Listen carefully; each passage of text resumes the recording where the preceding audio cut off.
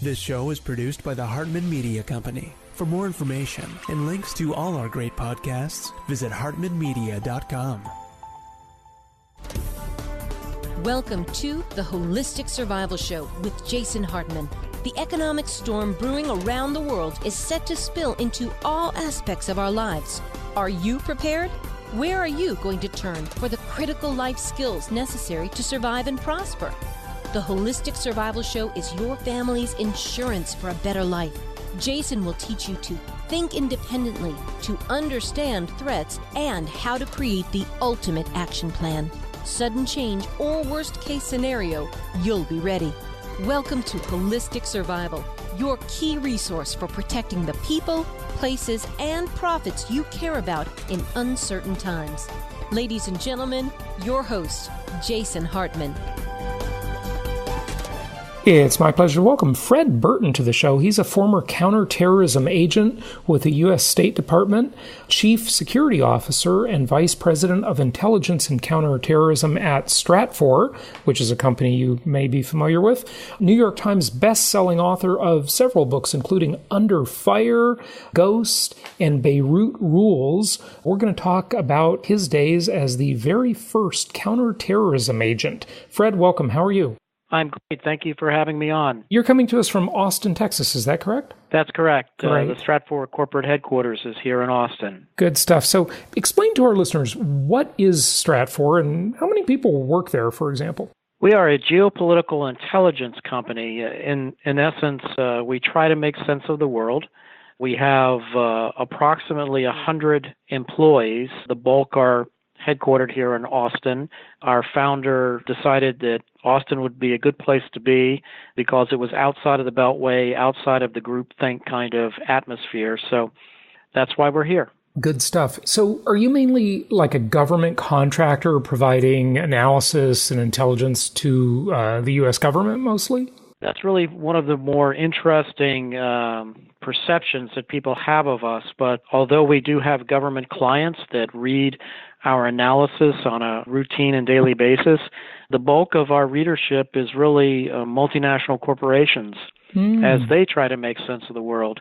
And then we also have individual subscribers that subscribe to our daily website kind of content. Right. I used to listen to your podcast. I don't even know if you guys are still running that, but years ago I used to listen to it. So counterterrorism, back in the days of the show 24 and CTU, the counterterrorism unit, I'm sure it's nothing like it is on TV, but that's really kind of the first time I heard that term widely used. And it's really not that old because you were right at the beginning of the counterterrorism, I guess, industry, for lack of a better word, back in the 80s, right? I was. I was one of the first 3 U.S. counterterrorism agents assigned to the State Department. And I chuckled when you talked about Homeland. I was on The Daily Show with Jon Stewart once, and he made that reference that I somehow was Jack Bauer, and anybody that's looked at me certainly knows that I'm not. But we had a very dysfunctional approach to terrorism in the 80s. And, of course, this is when we had all the horrific U.S. embassy bombings in Beirut 2 times, Kuwait, and then we had a whole smattering of hijackings from around the world, as well as aircraft bombings. So in the 80s, we were always playing catch-up, or we were always picking up the body bags, or we were very reactive, just going to the next explosion or the next threat in the world. You say it was dysfunctional, but actually, before we get into that, how long has terrorism been around? I mean, it's kind of surprising to me, and I think maybe the listeners, that in the 80s, as far as a U.S. thing began, I mean, I guess the first instance that I would think of is the Munich Olympic Games, early 70s, I believe that was. But really, I mean, you know, you have to define terrorism, right? But it's been around for forever, maybe. I don't know. What do you think?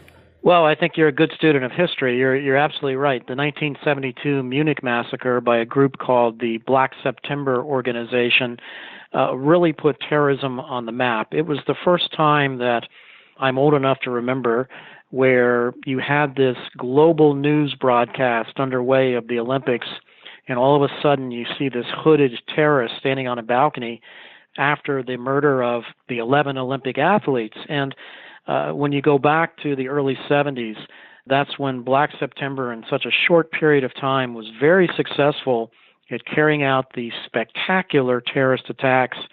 And that resulted in the Israeli Mossad, the Israeli intelligence service, deciding that they were going to go after and hunt down and kill the terrorists involved with the Munich massacre.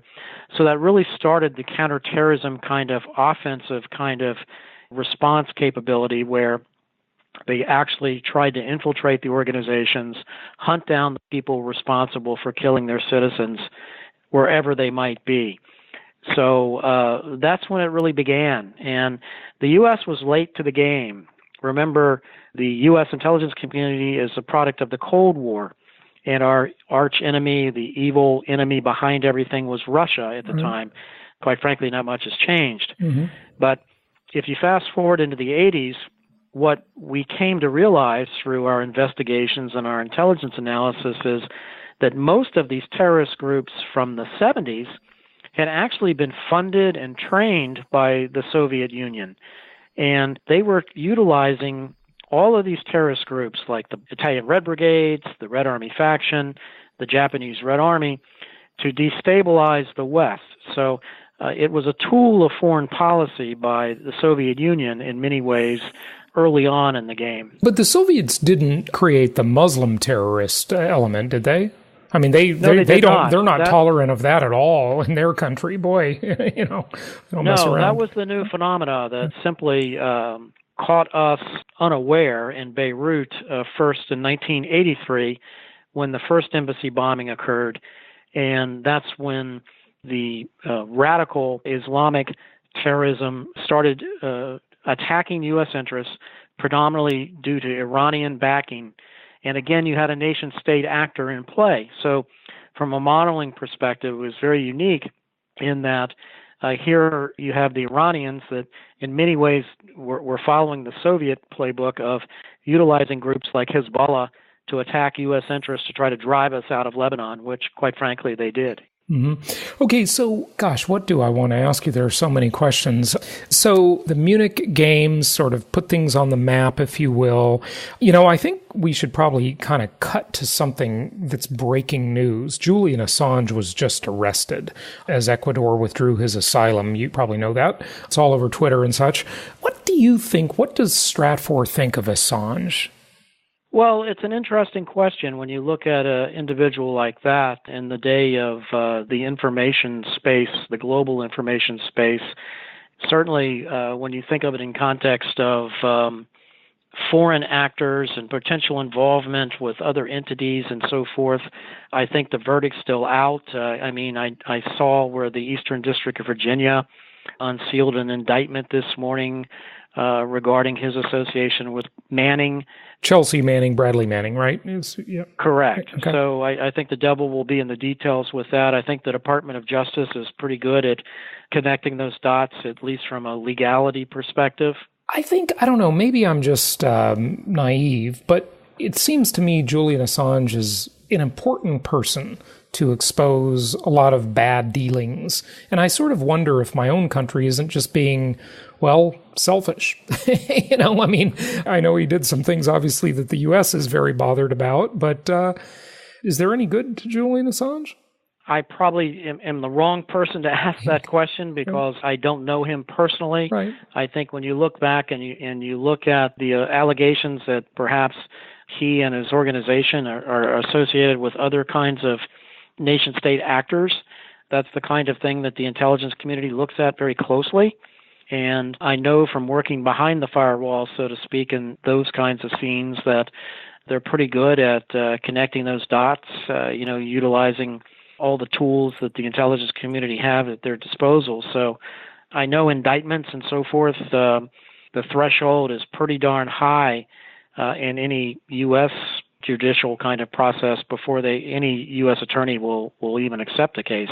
Mm-hmm. Yeah, okay. I think it was maybe your first book that's the Confessions book, talking about your life in counterterrorism. What are some of those confessions, if you will? Such an interesting behind-the-scenes world. You know, we all love watching spy movies and so forth. So teach us something. One of the things that Random House wanted to do with the story is we kind of made the plane crash which killed President Zia of Pakistan in 1988 is the center of the book. It has more chapters than any other story in the book. It was a case that I personally investigated, and it also killed our United States ambassador, Arnie Rafel, as well as the entire Pakistani equivalent of our cabinet when PAC-1 crashed in the desert in 1988. So that's the kind of story that's behind the scenes that I tried to write about my involvement, trying to figure out how the plane crashed, try to figure out the actors that might have been involved. And that's one of the reasons why when the terrorist attack took place in Benghazi, I wanted to tell that story, because when Ambassador Stevens was killed in Benghazi, he actually was the last U.S. ambassador killed in the line of duty before Ambassador Rafel was killed in Pakistan in 1988. So there was kind of a personal arc for me there. Since I had investigated the previous one, I wanted to also look into what happened in Benghazi and tell that story from the eyes of the young special agents that were there, saddled to try to protect Ambassador Stevens when the terrorists came over the walls there. Hillary Clinton, I mean, she's been implicated widely in the Benghazi fiasco, or tragedy, I guess I should call it. That's really what it is. It's a terrible tragedy. Where do you stand on Hillary Clinton? It seems like she just ignored. It's just mind-boggling to me what happened there. I've done some interviews on this incident, but it's been a few years. So to give us your perspective. Well, I think governments are reactive. They're not proactive. That's the first thing I learned when I was an agent. And that in many ways you're on your own at times, and that everything's fine until things go south, per se. And then there's always, your accountability review boards. There's always the witch hunts that follow. Now, I can say this in any government agency that I've ever worked in, that it's rare for a cabinet-level official to make any real tactical decisions on any given day. And I think in Benghazi, the mistake was made with the U.S. ambassador being in Benghazi on the anniversary of 9/11 to begin with. And then from a practical level, the agents did not have in the safe room smoke hoods, which is a device that you put over your head from a survival perspective. And that was a human error failure, that if they had had smoke hoods there, they might have been able to wait out the fire, and they might have been able to try to keep Ambassador Stevens alive. So, but it really backs up with Stevens' decision to go to Benghazi that day. As the chief of mission and the president's rep to any nation, it's very difficult to override him. And there wasn't a lot of oversight in Washington, nor is there ever, on the activities or travels of any specific U.S. ambassador. That's just such a tragic, terrible story, but it just seems like our government just abandoned those people. Well, I think that, there certainly were some poor choices made, beginning with the U.S. ambassador deciding to go there that day. And it's like anything else in this business. Things are fine until things go south, and then everybody wants to know, how the heck did this happen? But when you also look at the organization that I came from, and I'm very sympathetic to the plight of the poor agents that were there, because I was one of those poor agents many years ago, sent to investigate these kinds of horrific events. And I can tell you that for the most part, you don't have enough resources. You're doing the best you can, and you're kind of flying by the seat of your pants. Yeah. What else would you like people to know about counterterrorism or anything that Stratfor is up to? Well, I've got a new book out called Beirut Rules, which is the story of the only CIA station chief ever to be kidnapped and murdered. And I've been working a lot with doing book talks and so forth and media surrounding it. I've spent a great deal of time piecing together the event involving the kidnapping and in essence, Iran's support for the organization that kidnapped the station chief in the 1980s. And, the one thing about this business is you have so well laid out is the arc here that, in many ways, everything that we were dealing with in the 1980s, we're still dealing with today, whether that be nation-state sponsored espionage, nation-state sponsored terrorism, and it certainly resonates today. Yeah, it sure does. Where do we go from here? Like, what does the future hold? And by the way, and I know that's a loaded question, of course, but I also just want to raise one other issue, and it seems to have been forgotten. And I used to talk about it with guests all the time. Everybody was so outraged. Whatever happened to, have we just accepted that the NSA is going to do what they do and listen in and eavesdrop on all of us all the time? Is that just okay now? That's the new normal? That just sort of evaporated. It's mind-boggling how comfortable we get with stuff. I think you raise a very good point. I mean, I can remember a day as an agent actually trying to get some NSA help on an American citizen that I was convinced that was involved in terrorism. And literally, I was kicked out of the building. They said, we can't help you. We can't collect on American citizens. There's nothing we can do. We can't collect data, you mean, right? Yeah, we can't collect data. We can't help you with this problem, Fred. You're on your own. And I have seen this pendulum swing so far in the other direction to the point that I think you're right. People just kind of expect this today. But I can remember a day, and it wasn't that long ago, but I guess it was in hindsight, when this was something that the NSA stayed away from. And they never collected information on Americans in any capacity. And, of course, the strategic strike by al-Qaeda on 9/11 changed things drastically. And so the pendulum has swung in the opposite direction. Yeah, it really has. Where do we go? What's the future of terrorism and counterterrorism? I mean, how concerned should we be? You know, are there any new terrorism fighting techniques that, you know, maybe the general public doesn't know about yet? I mean, I'm sure there's lots of them that you can't talk about, but whatever you can share. Well, I think these incidents of mass violence like we saw in Las Vegas are certainly going to continue. I think it's impossible to stop some of these events. It's so easy today when you don't need to know how to make a bomb. You don't need to even acquire a firearm. You can just use a car. You could use a truck or a van just to drive into a crowd.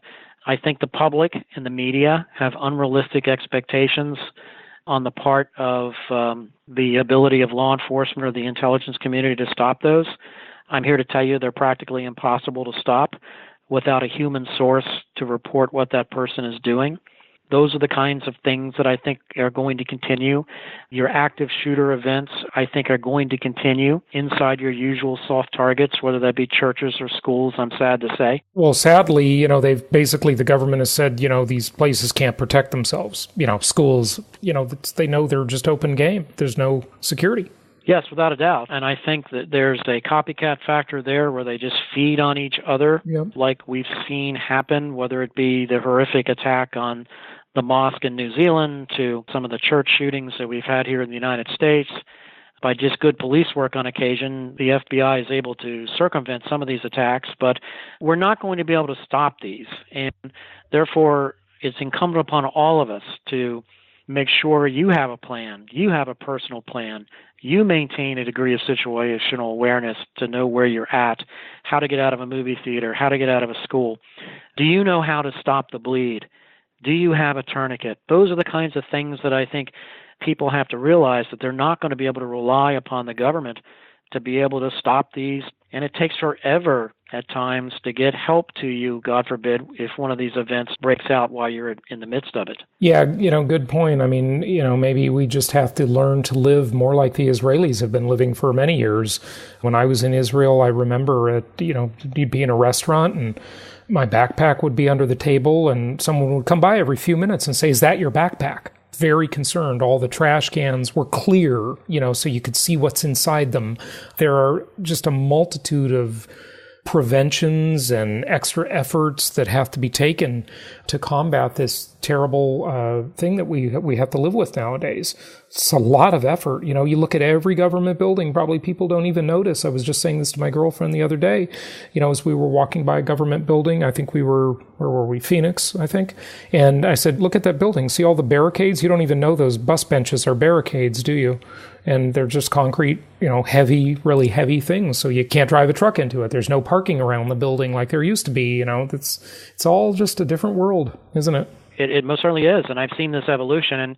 And the interesting part here, and you touched on something that I do want to mention, because U.S. government entities and military bases and embassies have heavied up to the point from a physical security perspective that it's very difficult to attack them, the threat has been pushed on to the public sector. Mm-hmm. The threat has been pushed into the public arena and into the multinational corporation kind of workspace, because the governments have monies to be able to put these physical security barriers around.